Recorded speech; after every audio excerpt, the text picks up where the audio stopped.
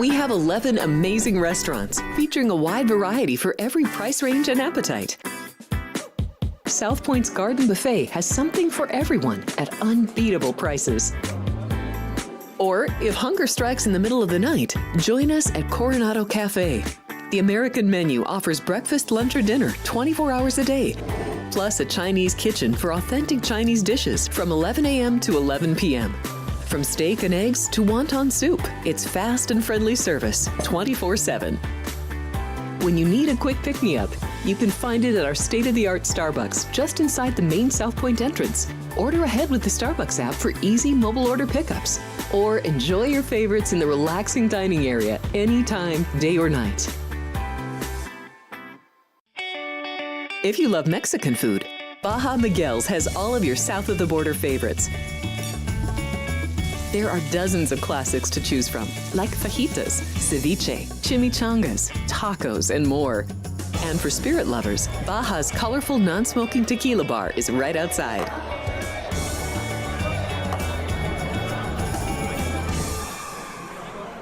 Or maybe you're in the mood for seafood. Big Sur Oyster Bar has fresh seafood prepared right before your eyes.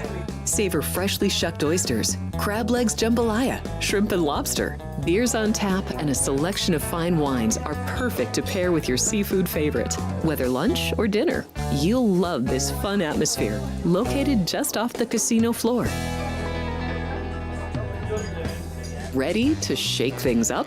Step back in time and treat yourself to one of the oldest restaurant chains in the country.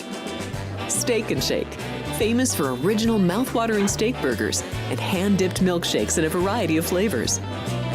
For some old-fashioned fun, try Steak and Shake.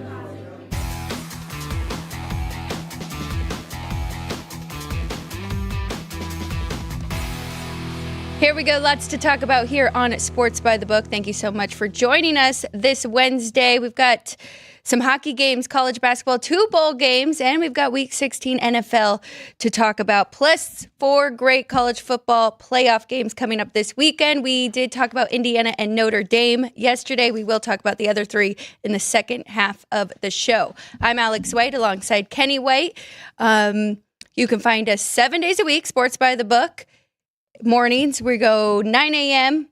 every day except for Saturday, 8 a.m. And we are here Monday through Wednesday at 9 a.m. We also have Football Frenzies 3 days a week. You know where to find them. It's the Bookmakers, Jeff Parles and Ryan McCormick, 3 p.m. Monday and Thursday, and 2 to 4 on Fridays. Good morning. How are you today? And the Bucks got a win for us, probably our best bet yesterday. Good morning. It's nice to talk about the winners. West Virginia covered too. Villanova covered. Games that I was afraid to put on my board. And that's we're trying to pick through games and put them on the board. I feel bad when I lose. That's the hardest thing about this job that I've had for 40 years, and being on radio, being on TV, and giving games out. I hate to lose. I want to make people money, and that's what we're here for. I know in the long run I have, and again, I've said this is a tough business because you can flip a coin and be 50-50. So when the odds are on the board, that's what they're meant to do. They're meant to be 50-50. The book wants to make a profit. That's why they charge you 110. So if you do great work and you hit 60%, that's not much difference than 50%, If we were able to hit 70% at something, then that's a little different story, and you're really crushing it. At 60%, you're crushing it. But I just feel bad to lose. The whiteboard did not look good. It hasn't looked good, but we will bounce back and get some winners. Well, when we first started the whiteboards, we were on a crazy run, so we do need to go back and add that into the record. But it's funny, unders are the worst, right? When you hit them, you look like a genius, and when those totals go flying over and you had the under, that one really hurts. Yeah, most people don't want to bet unders. Right. They want to bet over, they want to bet the favorite. And, it's been like 3-4 years now. I would have to say that, I started to think to myself, stop betting favorites, stop betting overs. They're the worst. They get you in the long run because more games go under and more underdogs cover. And that's because most people bet favorites and over. So they all have their time, but again, we should bet more unders and we should bet more underdogs. And yesterday, the games I gave out very easily, really could have been 3-1, should have been 2-2, but ends up going 0-4 on the whiteboard. I didn't add the Bucks. That was the least the underdog play of the day on Frank's show, Punchlines, which is on 12 o'clock today. And it was fun last night. We had the Christmas party. Was a lot of fun to see everybody and hang out, and have dinner and, play some games. And we had a good time and watched the Milwaukee Bucks crush the Oklahoma City Thunder. And at Oasis, always a great host. So we appreciate them hosting our party. But the Bucks did make my board at least. Tar Heels did not get there. Got an over in hockey with the Blue Jackets and the Lightning. But the Rangers, man, they are still a mess. And the bettors that were backing the Predators got home yesterday on that one. Yeah, that hockey game, the over, I think it was 4-0 though after two. It was. So when you have a shutout going, I hate when there's a shutout going when you're having over because the team is playing for that shutout. But right. Boy, a lot of goals in the third to get it over easily. Both overs that you had yesterday in hockey went over easily. And that's, always good work. So we just keep working at it and keep getting more winners. And we'll have plenty of winners for you. Well, we do have 2 bowl games tonight. I know that you have handicapped them, and I know it is tough because, even the Bucks are having a hard time with this. We did see the Rebels open up as a 4-point underdog, and now that has completely swung 7 points. They are now 3.5 everywhere. I'm going to start right there in the LA Bowl between Cal and UNLV. Are we doing football first? We're doing football first. We'll just quickly do these 2. Then we'll go to college basketball, hockey. Well, why don't we keep all the college football together? All right. You want to do the bowl games when we do the college we have football the 3 bowl playoffs? games and then the two bowl games tonight. Let's keep them all together. Let's do NHL. Okay. College basketball. Take a break. Go to lunch. Come back, and then we'll do the 5 football games. Listen, I've had 2 Christmas parties in the last 2 nights. I'm not ready for lunch yet. Yeah, I'm sure. Yeah, you've had 2 in a row, and you've got more coming up this week. NHL. Philadelphia, Detroit, first game on the board, and I'd always like to see what South Point opened these games. Pretty much a pick 'em right now, -110 both sides. And on our sheet, $1.27. You have Detroit 127. So at -110, it's only a 17-cent difference. Not a big enough difference. We do like to bet a lot of plays, but we like to have value in every play we bet. The total, though, 5.5 over 15 for us. It is 6 in the sportsbook world. Do you have any opinion or any feel for that under? Well, both teams have struggled to score. The Flyers are 20th in goals for at 2.9, and the Red Wings 27th at 2.57, but they both give up goals at the same time. So, this is a pretty even matchup here between these two, and that's why the Red Wings are bigger favorite on our sheet because they are getting that home ice. But books clearly think Philadelphia is the better team. They have been a little better, 5-3-2 in their last 10 compared to the Red Wings 4-4-2. So not really any strong opinion side. You just gave me both teams struggle to score. And that's good enough for me if they both struggle to score. I think then under 6 is the play. You need 7 goals to beat you. The dreaded 3-3 tie is the worst. Yes. I do really like Alex Lyon, who's going for the Red Wings too, and he hasn't played very much, so I think Detroit will be better with him in net. So both goalies decent enough. I do like that 6 now that we... Was Alex Lyon ever a Philadelphia Flyer? Oh, I do not know that. I'll have to check that. We'll get one of our best people on that. see if Alex Lyon played. I'm not sure where he played. I for some reason it just makes me think he was a Philadelphia Flyer. If it was a baseball pitcher, I'd know for sure because I'm so much more into baseball. Just became a hockey fan since the Golden Knights. Was it 7 years now or 6 years ago now that they came here? That's amazing. Yes. Toronto at Dallas, second game on the board. 2 very, very good hockey teams. We have Dallas at $1.40 and 5.5 under 12. And no more 6s out there. Otherwise, that would be a play on the 6. Toronto will have their number 1 goalie in net. They did have an injury, though, so got to keep an eye on that because they will no longer have their backup there. I will say there are some 5.5s. 5.5 overs, though. The South Point opened 6 under 20. They're now 5.5 over 30. You're right. There are no 6s. Is that what you said? There's no more 6s? No more 6s, yeah. Yeah, the 6s all disappeared. There is 1 6 at Jamie Foxx's place. So Joseph Wall, goaltending for Toronto, and Jake Ottinger for the Stars. So right now, Maple Leafs 6 in goals against, 2.61, and the Stars are first at 2.5. And then the Maple Leafs, they've been playing a slower, more defensive style of hockey, so they're tied at 18th in goals for, 2.97. You know how we're used to the Maple Leafs playing more up-tempo, score often? Yeah. So this head coach has really kind of changed their way. I lean to that under 5.5 still at that plus 110. What'd you say our side was? Is that right there? $1.40. Okay. Dallas $1.40.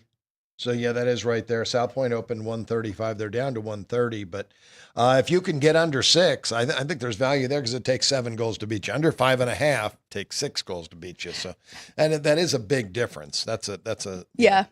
First time doing the math, that's a whole goal. First time they're playing this year. The last time they played February 7th of this year, 5-4 final with Toronto getting that win. So you never know with these elite hockey teams. But Florida and Minnesota, we have Minnesota 108 and the total 6. South Point open 130 on Florida, the visitor, and has been bet up to 145. Now this one, I would be okay with the over here. Panthers 5th in goals for, 3.5, 25th in goals against at 3.25. The Wild, they are second right now in goals against at 2.52, but that's been a lot of Gustafsson. And now we have Marc-Andre Fleury playing tonight. So lean to the over. Is that what the sheet says? Well, we have 6. Yeah. It opened 6 under, but there's a lot of 5.5s now in the market. Kind of... what you said about Florida. I know the Florida Panthers are a high-scoring hockey team. They score a lot of goals. Minnesota's the under team in this game, but yes, it is expected that Marc-Andre Fleury will be in goal, and that is a drop-off from Gustafsson, who's been a much, much better goalie at this point in his career. Marc-Andre Fleury, getting up there in the years, has moved around a couple of teams now because of that. And Minnesota 2-2 to over under in their last 4. They did have 2 straight unders coming into this one, but I also want to see the Panthers. Their last game was that 6-5 win over the Oilers, so could be a little bit of a letdown. So this baseball guy was right. Alex Lyon was a Philadelphia Flyer for 4 years. He went from Philadelphia to Carolina to Florida for a year, and then this is his second year with Detroit. So I was right. Very good. So a little bit of, that helps the under. We know he's up against his old team. He's going to play well. He will play well, and he should play well, hopefully. So we'll see. I wanted to look at how's Marc-Andre Fleury played. Marc-Andre Fleury has done pretty good this year. Let's see his most recent, though. As we're going. I'm going to look and see his... for the year, what his numbers are. He is 40 years old now. That is amazing. I would have guessed 35 or 36. I didn't realize he was 40. He's been in net 9 goals, 8 starts. The team is 6-1 with a tie in his games, and his goal against average 2.51. Yeah. Wow. He's been very good. So I guess I take that back. Maybe we should not be looking under, and maybe that's why there has been money for the under because Marc-Andre Fleury's been so good. Man, the team has played well with him in net, but I don't remember the last time he was. You were taking a look at his game logs. Do you have them there? Yeah, it was not too long ago. He played December 14th against the Flyers, won 4-1. Game before that did give up 7 to the Oilers on the 12th. That's when the Oilers were really starting to get hot. Yeah, but he came in relief. Game. That's right. You're right. He didn't start that game, so he came in. He did give up a couple of goals that game, but so he goaltended on the 14th. That's good. He's in form, and that's a good spot. What is that price? We are Our numbers are saying bet Minnesota. Fleury's playing well. The Minnesota defense is playing well. Do you have any numbers to back up the Florida Panthers on the road this year? Well, and as I just mentioned, I mean, Florida's coming off a 6-5 win over Edmonton, and that was a revenge spot for the Oilers coming off the Stanley Cup. So, the revenge cup game. So Florida was all in on that one.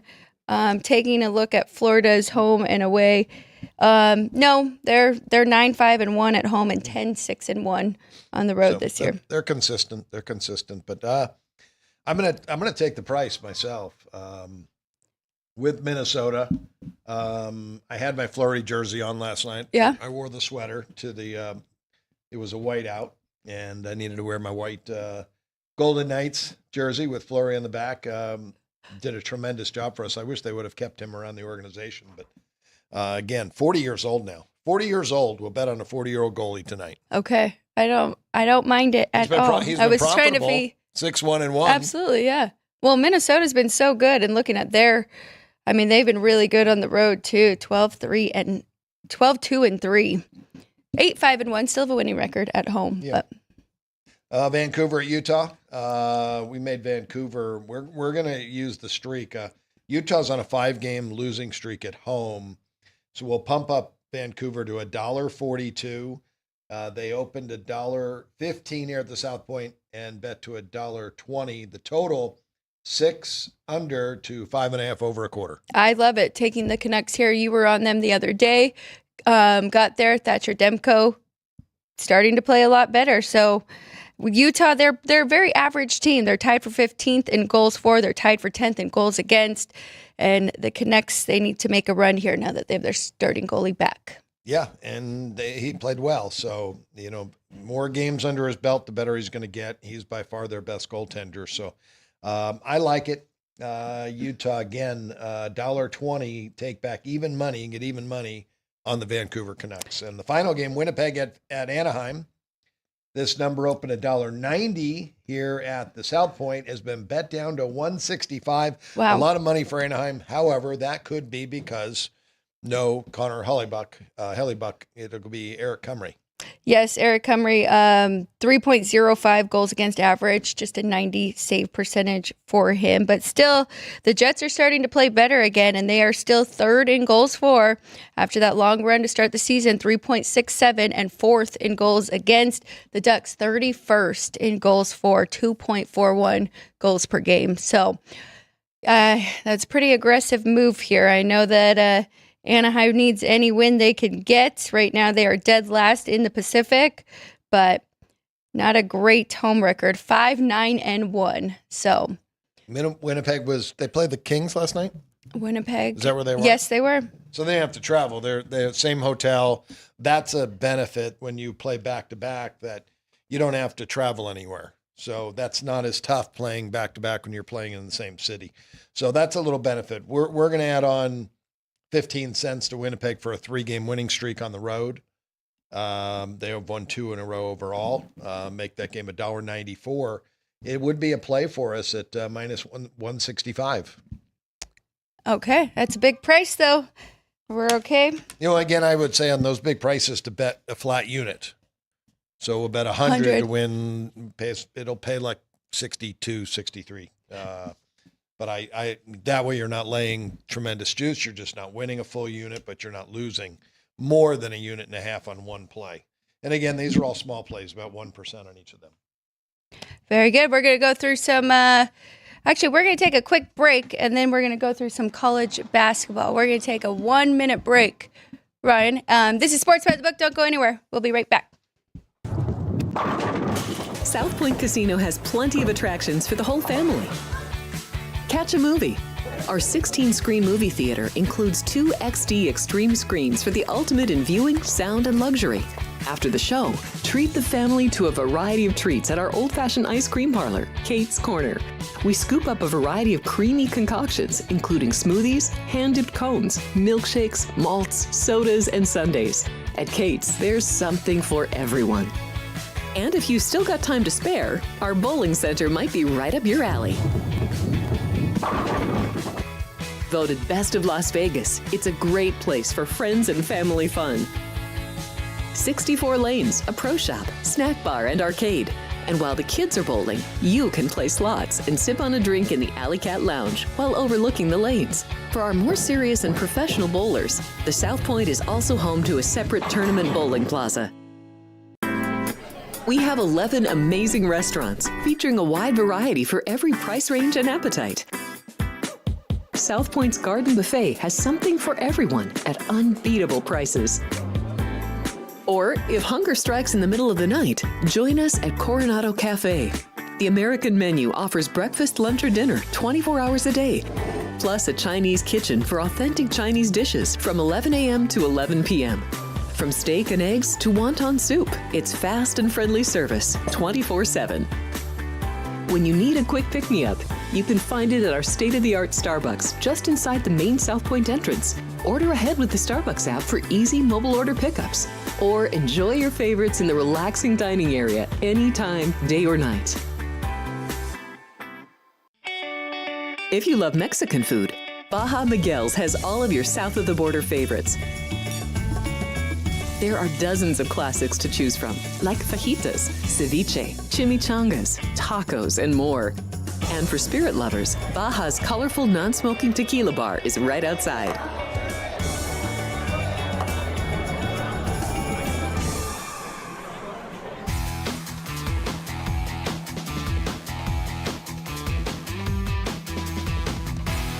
Welcome back, everybody. Thanks for that short little break here. We're going to get to some college basketball, then we will get to some college football. Really excited to talk about these 2 bowl games tonight, and then we have 3 more college football playoff games we are going to get to. Quick little check-in with the chat. Dean Hilt, Vince, Sean, Michael A., and Vicarious Vegas, thank you all for being here with us today. Let us know if you have any questions for us. Now, I know there was one NFL request for a game. I believe it was the Commanders and the Eagles. We are going to put that on your list for Friday, since we did have so much college football we wanted to get to on this show. But whoever requested, we appreciate it. We will get to that by Friday. Okay, let's go right to it. I'm going to go down the line for college basketball, give you the current line. You can talk about your line and if we think there is any value there. So starting with Temple, 1.5 point favorite at home against Davidson, total 148.5. I have Temple 3.5, 149. I'm sorry, first of all, let me go to this, there is talk about Patrick Mahomes, and that's big news for the NFL. There's feelings that he may not play on Saturday. They're saying that he will play. We are looking at numbers out there, the Chiefs -3, but if he doesn't play, it's such a big drop-off that could end up Houston being the favorite. So make sure you're monitoring that. I don't see why they would have him play this game. Yeah. I mean, they've got it locked up, that division. Well, I guess the Broncos and the Chargers. And the other news is Michael Penix Jr. will get his first start for the Atlanta Falcons. So. Correct. Yes, he will. We'll see how that goes. Maybe that's the right move. He hasn't had much experience, and again, rust factor for him. But Kirk Cousins has struggled. Yeah. And I guess struggling against the Raiders defense without Max Crosby, I guess looked even worse for him, even though they got the W.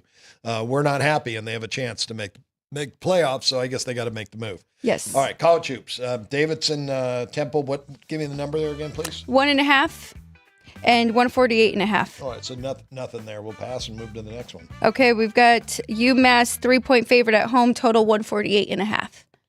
Not a lot there. I made UMass 1.5, 151.5. Okay. Creighton, 4-point favorite on the road against Georgetown, total 145.5. Wow, very low. I won 160 on this game. Wow. I guess a lot to do with Creighton been on the road. Their road number is much, much higher. This is Ed Cooley for Georgetown in his second year. I like what I've seen out of him. When you'd said 4, I said, well, looks like I may be against Creighton here. Ooh. And taking the 4 with Georgetown because, again, Ed Cooley, I think, is a very, very good basketball coach, and he's going to turn around Georgetown in a hurry. It's not going to take him long. 8-2 straight up, 5-5 record so far this year. But Creighton is coming off a loss against Alabama. Does that get factored in at all? That's a big game. Yeah, that's a big game. This is a Big East game, though. Yeah. So that it is a conference game. You'd think that their focus will be there. These teams play, both of them are playing, a little up tempo, and both offenses are very, very good. So I'm going to have to trust my number in this game and make the better play being the over 145.5. Yeah, because coming off a loss, you'd think a bounce back spot here. Creighton is a very good basketball team, right? They're very good. But again, Georgetown's not bad, and I kind of have to trust my numbers. And full home court makes this, 1.5. So taking 4, I think, with the home team. Again, do they have the better defense? That's something to look at. Georgetown, no, Creighton 33rd and Georgetown 73rd. So yes. That was close to maybe being a play on the better home team with the better defense getting points. How about East Tennessee State? They're a 2.5-point favorite at home, total 143.5. Right there, I made East Tennessee 2 and 141.5. Okay. Murray State, Indiana State. Murray State 3.5 on the road, total 153.5. The total's right there. I made it 55, but I only made Murray State a half. So it'd be looking to take Indiana State in this game. And again, let's go check the defense. They do not have the better defense. Okay. Murray State has the far better defense in this game. So I do lean to Indiana State, though. Indiana State 290 right now in defense. Detroit Mercy, Northern Kentucky, lane 13, 135. I made them 8. That's it. 8 and 131.5. Northern Kentucky is the better defensive team. Both these teams have struggled scoring the basketball. I lean to the under in this game because of that fact. But since it is going to be a lower scoring game, I have 131. I think points are kind of at a premium, so I'm going to take the 13 with Detroit. Don't mind taking that dog. Again, small plays for me, though, a 1% play. Okay, we've got an underdog. William and Mary, 3-point favorite at home against Richmond. 156 is the total. I have 1.5 and 152. Nothing for me there. Richmond does have the better defense on the road, far better defense in that game. After a big win for UConn over Gonzaga, now they are a 13.5-point favorite and have moved back up to 11 against Xavier. Total 146.5.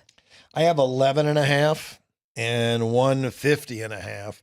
Both, nearing plays, but just not enough to pull the trigger. Let me look at Xavier. They are playing up tempo, but Connecticut does not. Both teams' defense. I'm surprised Connecticut's defense is not quite as good this year as it has been in the past. Their offense is outstanding. And I do lean to that over. I think you could get an over there in this game because of the pace that Xavier wants to play. I like it. Over 146.5. I might add that to my board as well. Moving right along, Memphis 4.5 on the road against Virginia. Total 129.5. I have 3.5, so really no value on the side. I made the total 126. Obviously, that's all Virginia and how slow they play. Defensively, they actually have the better defense, and this might be a play in that system in taking the home dog with the better defense. And the pace will be to their liking because Memphis likes to play fast. They want to get up and down, and Virginia has shown they've been able to control pace. So, better defense at home. I lean to the under, and that situational play of the home dog plus 3 or more with the better defense has been very profitable. Wright State 7-point favorite at home against Youngstown State. Total 144. This is a Horizon Conference game. I made Wright State 4.5, 143. I lean to the dog in the game. Don't have revenge factored in and have to check that. If Wright State won both games last year, I would definitely be on Youngstown State, something I'm going to have to look up after the show. UT Arlington, 7.5-point favorite, total 150.5 against Evansville. I made them 9.5 and 148.5, Arlington. So not much for me there. Right there. I'll pass. I think the line's pretty tight. How about Vandy, lane 29, total 149 against Citadel. I only made the game 22, 154.5. So let me look here. Citadel is Ed Conroy, third year there. Mark Byington's the new head coach at Vandy, and he's done a good job with this roster. 9-1 straight up, 7-3 ATS. They've played slow. Actually, no, he's gone up tempo. Vanderbilt has definitely played fast. Their offense has been good. Their defense hasn't been very good. Citadel's defense has actually been better on the year than Vanderbilt's defense. So I can buy into taking 29 points with Citadel. Passing on that over, though. Passing on that over, yeah. Okay. Going to App State -1.5 on the road against Louisiana Lafayette, total 136. Ooh, big difference in the total. The side I have picked, the total 126 between these two. Dustin Kearns, Bob Marlin. Looking at tempo, App State playing very slow. Both teams, offense well below average, and App State a very good defensive team. So I like that total, like it under 136. That's a big difference there in your numbers. This will be a big difference too, I think. Okay, Arizona 19.5, total 168 against Samford. Not as quite as big as I thought. I have 18.5. I knew the side would be close, but the total I have 177.5. Arizona. Tommy Lloyd loves to push the pace. He's one of the fastest teams in the country. Very good offensive team. But what we don't know, or what we do know that you may not know, Samford, they love to run. They are just as fast as Arizona, and they are very, very efficient offensively. They just can't stop anybody. So this is a good chance that Arizona will get well over 100 points here in this game tonight. Well, and Arizona struggled a little bit, 4-5 on the year. So might be a chance for Samford to run and actually keep up with the Wildcats. And Arizona coming off a slowdown game against ex-Pac-12 rival UCLA. They lost 57-54 on a neutral. Wow. So be a good game for them to get up and down the court and score a bunch of points. With only scoring 54 last game, the coach could not be unpleased with the defense. He's unpleased with the offense. So this is a good spot for this total to go over. I like it over. Going back home, too. St. Louis, 7.5-point favorite against Wofford, and the total 150. It's right there. I made the game 6 and 150, so not a lot to discuss there. Bradley Lane 1.5 at home against San Francisco, total 141.5. I have two leans to this that I could play both. San Francisco, I made 3.5, so I could take the 1.5, and the total 146.5. I could look at that as well. Both coaches have been there. Gerlofson for San Francisco in his third year. They are 7-3 ATS. I like that. I'll take the 1.5 with San Francisco. I know he's covering spreads. Both teams medium pace, average pace, but both teams' offenses have been very, very good so far this year. But San Francisco's defense has been exceptional. That could keep me off of the total, but I'll take San Francisco plus the 1.5. Team with the way better defense getting points. Illinois State 14.5 at home, total 142 against Northern Illinois. Nothing there. 15.5 and 144.5. Houston 29-point favorite against Toledo, total 142. 142 in a Houston game. We won the Houston total the last time we bet under with them. The final score against Troy, we went under like 130 something. It was 62-42, and I said that day we should bet the Troy team total under as well. Same thing here. I made the game 25.5 and 130. Houston just will not run. They're not going to get up and down. Their defense is one of the best in the country. Toledo's defense is not very good. That's a little problem. But again, this is a game where Houston's defense is just going to shut down Toledo. I've got a final score of 78-52. Okay. This one thing, Kelvin Sampson's not a coach that piles it on as well. Yeah. When he gets the lead in the second half, they don't go crazy. They play their style of offense the way they normally play it. That's work the basketball around, make sure everybody gets a touch, run through the sets. So I love it under. Love it under. I followed the Houston under last week. I will again this week. 142. Very high. Let's go to Loyola Chicago, 25-point favorite, total 141.5. Yeah, I was hoping we could pass right through this, but I made it 23 and 153. Ooh.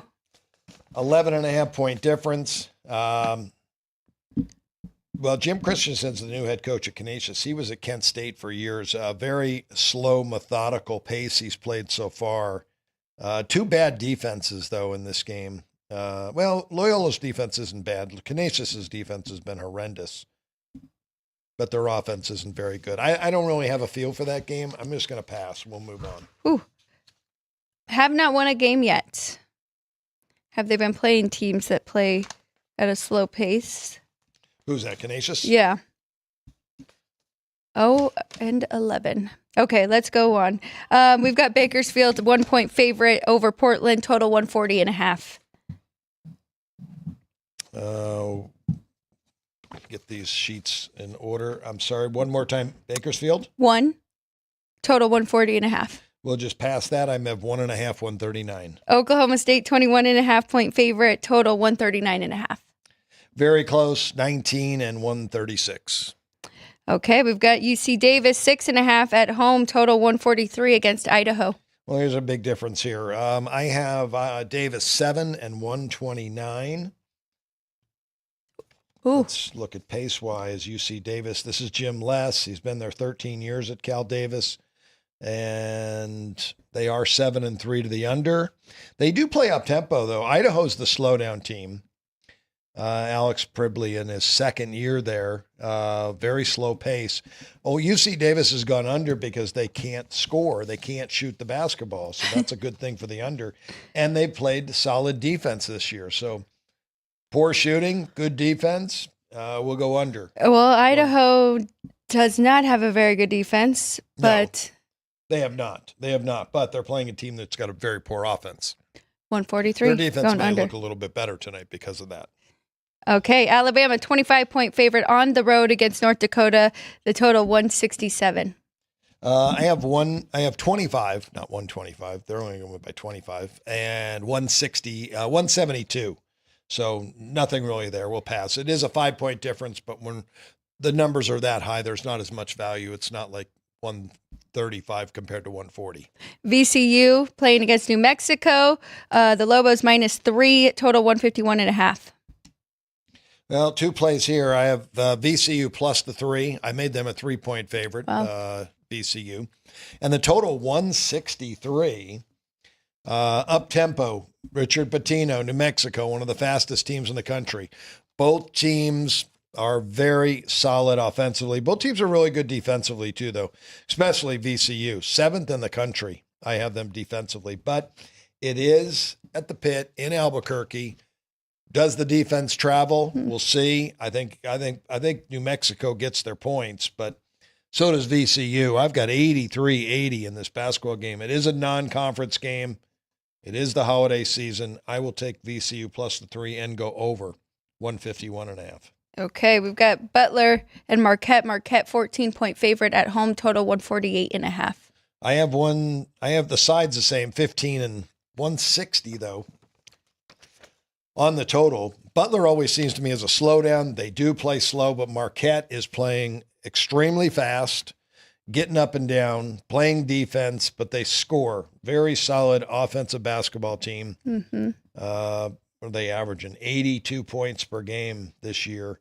And Butler's averaging 71. So, again, let's see here. This is a Big East game, though, so that kind of scares me a little bit. And with Butler, if they can control the pace, this is Thad Matta. He's going to try to slow it down.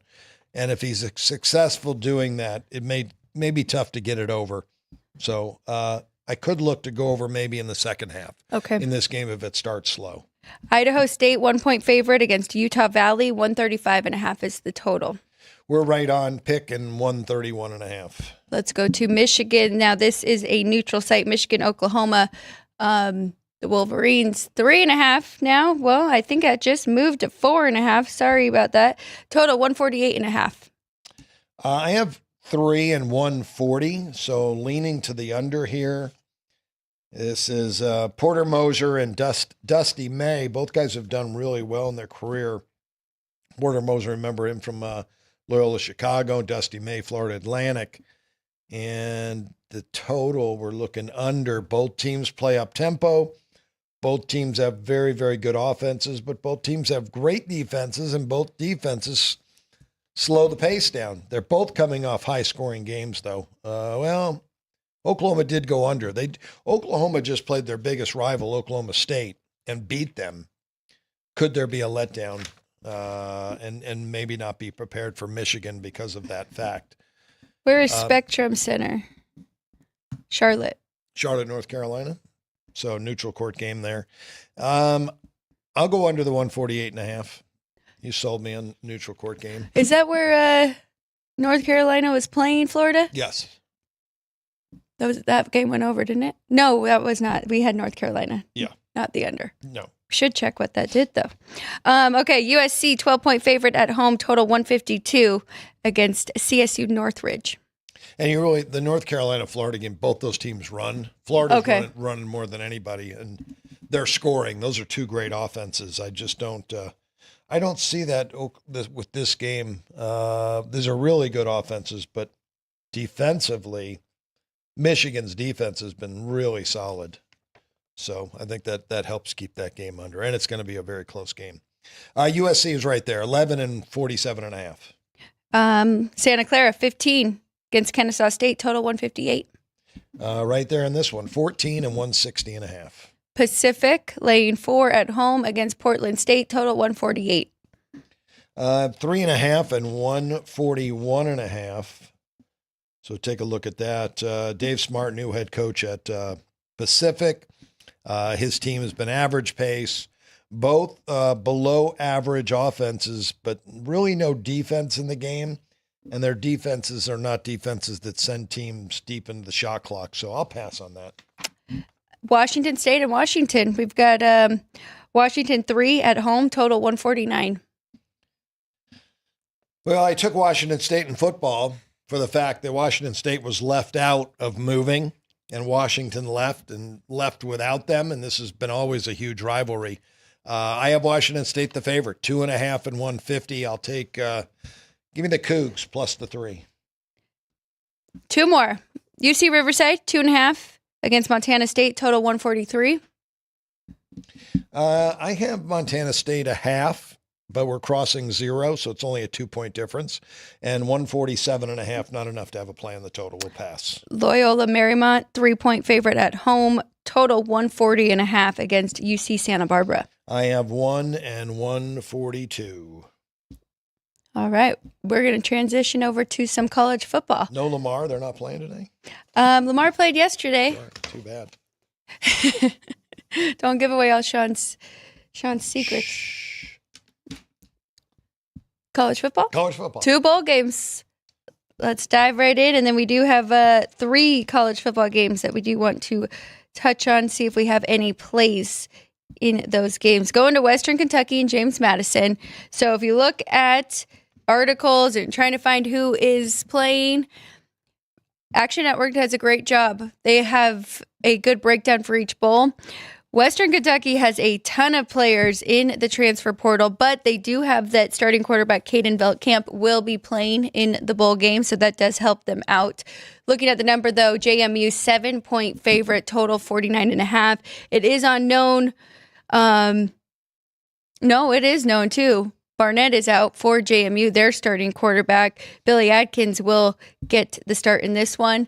But I think this is more of a number play on the better defense, right? James Madison, they've been the far better defense throughout the year, 25th in total yards allowed. So is that too many points, though, to lay here in a bowl game? I think so. Yeah, I only made the game 4.5. A lot really going on here in this game. James Madison, remember back week 4, they beat North Carolina 70-50, and then they put up 63 against Ball State. But then they lost to Louisiana Monroe, a very weak football team. And from that point, that after they blew out Ball State 63-7, they are only 3-5 ATS. Western Kentucky had the big win at home against Jacksonville State to get to the conference championship game. in a game that was a complete mismatch in motivation, where Western Kentucky had to win. Jacksonville State could have cared less. And once they lost, though, the next week, it worked out great. We had Jacksonville State and they won 52-12. So there's an embarrassment factor for Western Kentucky as well here, and they do have their quarterback. So I think it'll be a little closer game than the line says. What about that total? Anything you can do with that total? Do you have what you made it? I made it 50.5. Okay. So right there. Yeah, both teams' defenses have been good this year. Yeah. Median scores for both teams, Western Kentucky 26-21, and James Madison 31-18. Ooh. All right, let's go to the LA Bowl. Cal and UNLV. As I mentioned early on, UNLV opened as a 4-point dog. And then it has swung all the way with the new hiring for UNLV, because I think that initial thought was right when Barry Odom left.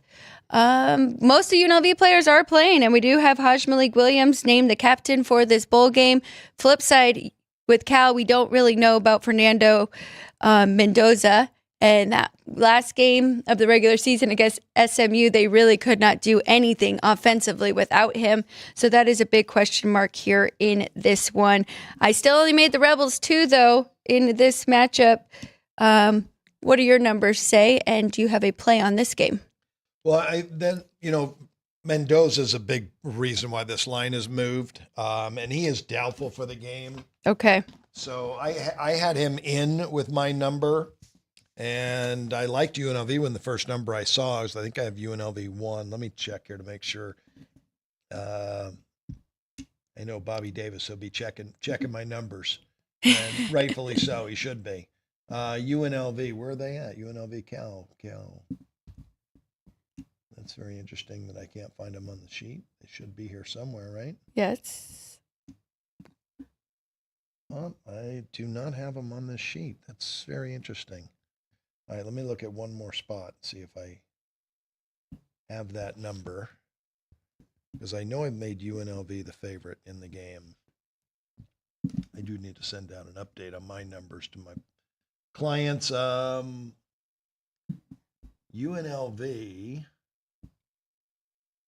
I know your grandfather likes him. He made him 6-42. I had Cal a half and 44.5. However, that is with Mendoza in number. And Mendoza, well, the one thing about Cal, Rogers was out. So I think they went to one of the lesser quarterbacks. Was it C.J. Harris? C.J. Harris, yes. A big drop-off, 5.5, 6 points. Wow. So I could make UNLV about 5. I like the Rebels in this game. I liked them before. I knew the one thing that Haj Malik Williams would play. I think he's done a good job. I think UNLV's had a great year, and this would be a feather in their cap to beat an ACC team, which it's more of a business trip for the Rebel players, I think, than it is the California players, and it's a shorter drive. For Vegas to get there from Northern Cal to Southern Cal. It's probably not a lot, but there's no difference in the travel. So I have UNLV's defense 30th. And Cal's 46th, so better defensive team. Well, and Cal is better against the pass than they are against the run, and UNLV is a very good running football team. If you can't stop the run, you're in trouble. Yes, so I do like this bounce back spot for UNLV after losing a very tough one against Boise State in the Mountain West Championship. They'll like the weather a lot better this week. They will like the weather a lot more. All right, so let's go to our 3 college football playoff games that we do want to talk about. We talked about Indiana and Notre Dame on yesterday's show, so if you missed that, go back and watch the replay. But we did come to the conclusion we like the points with Indiana. Do you want to talk about that too really quick? Just about yesterday, you had a thought that these two have not played each other in a long time, and the Indiana probably asked Notre Dame to play against them, but have not had the opportunity in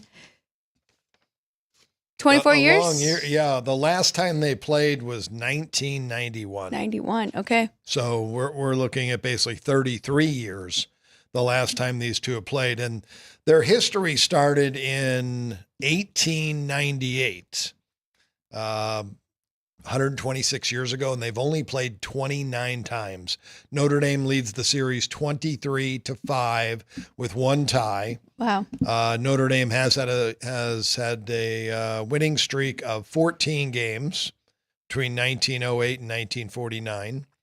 And Indiana's biggest streak is 2 games, 1905 to 1906. So it's been a long time. Again, Notre Dame, I don't think wants to schedule them. Indiana probably calls every year. Hey, you guys want to play? Nope. Okay, thanks. We'll move on. So now here they have to play them. And I think they're in for a struggle. I really like what Kirk Cincinnati has done. And Notre Dame really hasn't, I don't really feel that they've played that difficult of a schedule this year. And there's a couple games that they could have lost this year. I've seen a couple of letdown spots for Notre Dame and Marcus Freeman. Yeah. So I'm rooting for Indiana. They've had a great year, and I'll take the points with them. Let's go to SMU at Penn State. Make sure I have the current line up right here. We've got Penn State 8.5 at home, total 54. This is an early game, 9 o'clock Pacific, 12 o'clock noon there. It will be a whiteout game. What do you see in this? We can break down your rankings, offense, defense, and overall, and we can also look at the quarterbacks numbers with Kevin Jennings and Drew Aller. Yeah, both really good quarterbacks. Drew Aller was a returning starter, so he has a ton of experience. Mm-hmm. Kevin Jennings, a freshman that got the chance to win the starting job. He beat out Preston Stone. Mm-hmm. Stone's elected to stay and not go in the transfer portal. He could have. He may still, because the NCAA has changed the rules. And I want to bring this up. Rhett Lashley, the head coach of SMU, came out yesterday, the day before, and talked about the transfer portal. Why are they allowing the transfer portal in December? When teams have bowl games and playoff games, change that to after the bowl games are over. The school year it runs to May, but there is a first semester, and the second semester does start in September. In January. So I understand kids, if they're not happy where they're at, they want to leave and they want to get to the new school, get enrolled, and get into spring practice with the new team. So there has to be a way. I agree with him that this is an interruption of this season, and that should not be. So there's got to be some way they can open that portal January 5th to January 19th and allow these kids to be able to move on to a new school and get enrolled, at that time. But it's tough. But the one thing is Penn State's backup quarterback left. And he was very good. We saw him against Wisconsin. And that's why this has been brought up. You've got a team in the college football playoff, and you've got kids going in the transfer portal and leaving. And that shouldn't be. Everybody's focus should be on the same thing, winning it all. So I like that Brett Lashley is a young coach, only his third year now as a head coach in Division I football, came out and said that. I agree with him. And I leaned to his side. I made Penn State 7-55. A lot of pressure in these games. Again, Penn State will celebrate like they won the Super Bowl if they win by 1. So I'll be on the underdog in this one. I really like the underdog as well. I made Penn State 6 in this one. I'm just a little bit concerned with the team from Dallas going, and I'm worried about the weather here. So we might need to check on that. And now after watching Army and Tulane and UNLV and Boise, I could definitely see that advantage of playing at home for these teams. But I do want to just I'm going to throw up your rankings here first, taking a look at SMU Mustangs. You have them 9th offensively, 16th defensively, 11th overall for a 121.5 rating. And then Penn State, you have 4th offensively, 10th defensively, 9th overall, and a 124. Yeah, again, my total 55, the total on the board 54. Both teams' offenses are better than their defenses, but a lot of pressure in these football games. So we'll see what happens there. Let's see. They're playing on Saturday. I'm giving you the weather report. Thank you. At noon? Saturday, the high is going to be 28 degrees there at Penn State. Winds northwest 10 to 15 miles an hour. So that's going to hurt a little bit. You said noon Eastern. Yeah, 27 It's going to feel like 16 degrees with that wind. That could affect play a little bit in that stadium. It will swirl. It's a big stadium. But that's okay. We're still taking the 8.5 with the dog. Yeah. I'm still taking the 8.5. I don't think it's going to bother them. Okay. Let's go to Clemson and Texas. This is the biggest favorite on the board of the 4 games.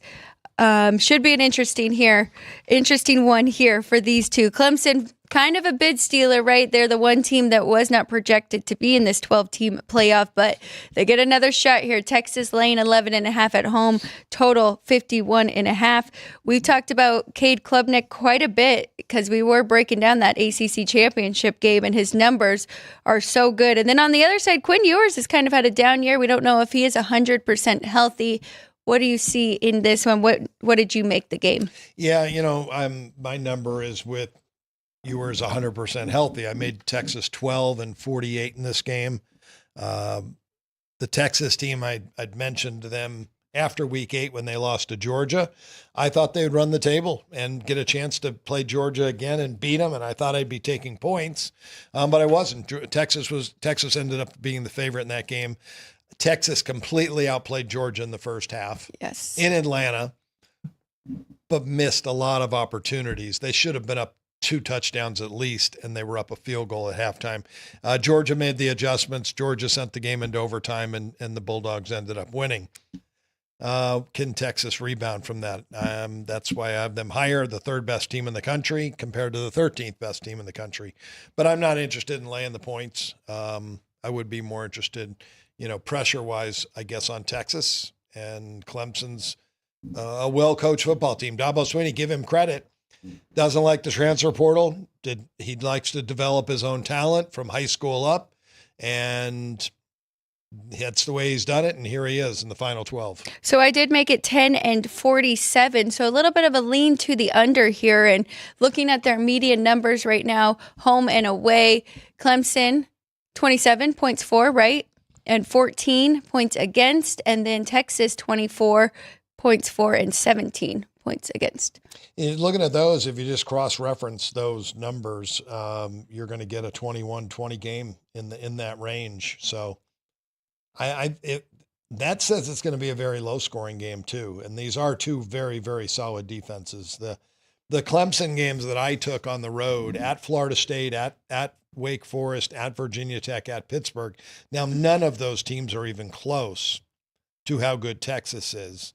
There's only one team on Clemson's schedule that comes close, and that was Georgia. Georgia, the first week of the year, and they lost 34-3. They played really well in the first half. Yes, they did. They got beat in the second half. We know Georgia and their head coach makes great halftime adjustments. We've seen that in both Texas games, and we've seen this against Clemson. So I would lean to Clemson in this game for the fact that they have played well on the road. Their coach has a winning ATS record on the road. We know they're going to be well prepared, and we have a good quarterback in Cade Klubnik. You could get a backdoor cover with him. So you lean to the points, not the under. Correct. Okay. I was really trying to make a case for that under. I lean to the under too. I made it 48. Yeah. I can see that. It's a big game. Both teams need the game. Dabo Swinney it was 111 and 96 to the under coming into the season. And he was 7-5-1 under. Texas went under their last 4 games, and they're 7-1-1 under their last 9 games. Okay. So maybe you just talked me into more under. That might be it's a correlated parlay that if it stays low and Clemson stays close and they force it into a field goal game, you're taking points and the under. Where is this game moving? I believe that there is money on Texas, right? So kind of wait if we like the dog. Yeah, the Circa opened up 8.5, and they were bet up right away. South Point Kristen team opened 11, and it's up to 11.5. I do see 12s out there in the market. The general public's going to bet Texas in the game at home off a loss. So we may see higher. Again, there's not a lot of value between the 10.5 and the 12. So let's wait on it and bet this game as late as we possibly can. Now, the total, South Point open 51.5, has held steady. We don't want that to go. We want to make our correlated parlay with the highest total we can make as well. So I think maybe waiting on both to see what this does before Saturday is probably a good idea. Last game of the night, too. Tennessee, Ohio State. We've got the Buckeyes laying 7.5, total 46. Now, this is a matchup we were not expecting. 8 and 9 seed here with Ohio State and Tennessee. I know both of them have been very high in your top 10 all year. Tennessee, not as high for me, but at least 7 or 8. So this should be a really good matchup here. We've got Will Howard, quarterback for Ohio State, and the freshman Nico Iamaleva. Something like that. Thank you. Freshman quarterback here in this big game. I made it right there, 7.5, but I made it a lot higher. I've got it 51 between these two. Yeah, I've got it 56 too, and I really don't like it over the two great offenses. I made Ohio State 7.5. I had read a case for Ohio State that they did not play a night game yet this year. And this is going to be their first night game, which will be a hostile crowd. Weather-wise as well, in Columbus, it will be 26 degrees, feels like 20. No wind, though, so it's just going to be cold. So no wind. That'll help maybe get some scoring in this game. Is that a factor that Ohio State hasn't played a night game yet this year? They played Iowa at home, Nebraska, Indiana, and Michigan were the top teams they played. Not one of those teams as good as Tennessee. The best team they played this year, the two teams they played, Oregon and Penn State, both on the road, both as good as Tennessee. They lost by 1 at Oregon, and they won by 7 at Penn State. The shocker was the loss to Indiana. Everybody's up in arms. Everybody from Ohio that loves the Buckeyes. You mean Michigan? They lost to Michigan, 13-10, and everybody was up in arms that they were very conservative on offense. Will they be conservative in this game? I think they open it up a little bit. They have to. Tennessee's got a far better offense than Michigan has. That's the key here. They're going to put points on the board. Josh Heupel is an outstanding offensive football coach. He's a great football coach. So I think he keeps his team in the game, and I think that Tennessee can put up plenty in this game. Now, the median scores don't really say that, though. What do the median? Home and away. Yeah, where do we have the median scores? Well, Tennessee, I took 4 games for Tennessee on the road. Oklahoma, Arkansas, Georgia, and Vanderbilt. And the median score for Tennessee is 21-21. That does lead to the under. Ohio State, easy for me to say. 4 games at home I took. Iowa at home, Nebraska at home, Indiana and Michigan, 28-14. They were -7 to my number in those games. They were supposed to win by more. Tennessee was -2 to the number in those games. Wow. Performance rating for those games, Tennessee and their road games, 23.5, Ohio State 22.5. It leads me to Tennessee. What's the number in this game? 7.5. That's what I made it. I made it 7.5, but I would lean to the underdog here. And the total, 56. I know. Where's the South Point total at right now? It's at 46. Yeah, I have a big difference there. I'm going to play over. These are two good offensive teams.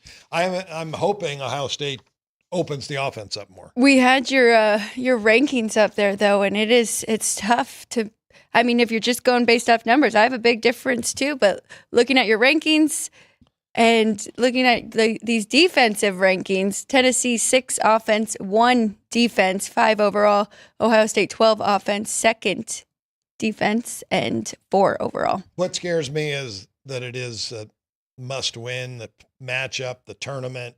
We just watched the NBA Cup, and all the big games went under. The last 3 went under, all here in a neutral. Now, this isn't a neutral, though, so it may help a little bit. I really think Ohio State has to. Well, Chip Kelly did come out and say that he knew he ran the ball too much against Michigan. They need to be more aggressive. And they have great wide receivers, yes. Yeah, and Will Howard's had a good year. And to make the case, I mean, for the over, too, it is win or go home. So why not use everything? And they're going to, There's going to be no wind. It's going to be cold. that could maybe create turnovers in this game. But we're not asking for a lot of points. I mean, 28-24 goes over easy. 28-21 goes over the total. So looking at that, we were making the case for Clemson and the under in that Clemson-Texas matchup, making the case for Tennessee and the over in the Tennessee-Ohio State. Both like the dog with the Mustangs there against Penn State in that big game for James Franklin. And then Indiana taking the points against Notre Dame. So a lot of cases for the underdogs in this. And you said months ago that there was going to be chaos. You would be shocked if you just saw all chalk go through this bracket here. So I don't hate it at all. Yeah, no, we haven't seen a dominating team in college football this year. Georgia has been the closest to that, but they haven't been the dominating Georgia team we've seen from the past. So, yeah, there's definitely upsets waiting to happen, especially next round. Well, and Georgia, no Carson Beck, so that will be interesting to see who they are playing against, whether it's Notre Dame or Indiana, if they get that upset. But that is it for us for today. Any plays that made the board before we get out of here? I did not even write any down. Well, we should take a minute to, it is after 10, but we should put a couple plays on here. I want to put it on there I'm taking a win for the Bucks. 3-7-1 for the week. So we need to get some winners.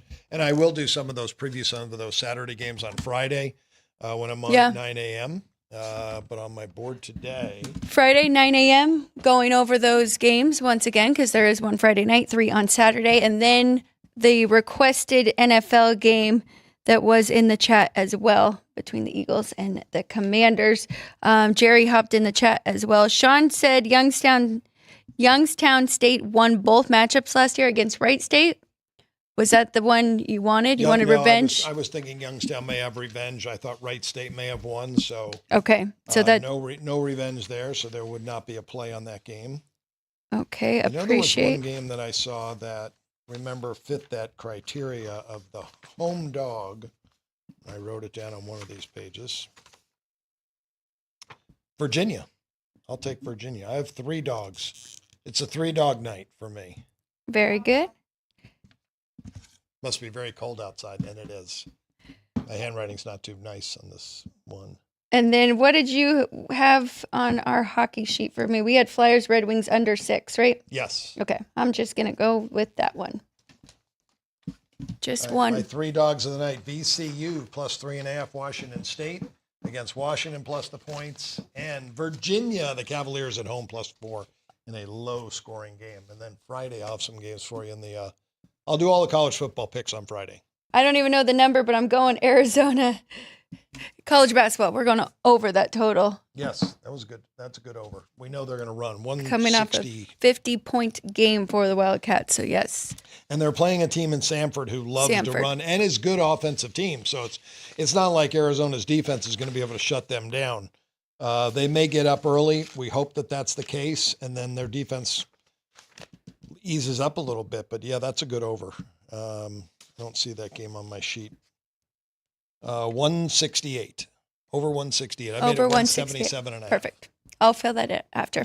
Thank you, everybody, so much for joining us. Enjoy your day off. He will be back on Friday. Remember, at noon today, Punchlines FN. Jeff Parles will be in studio with Frank. And then tomorrow, you don't want to miss, he has Bob Zaney as a guest. And then Friday, Matt Neverett. So full good slate of shows coming up at Punchlines as well. Jeff Parles will be back tomorrow morning here at 9 a.m. for Sports by the Book. We appreciate you all. Please like, share, and subscribe.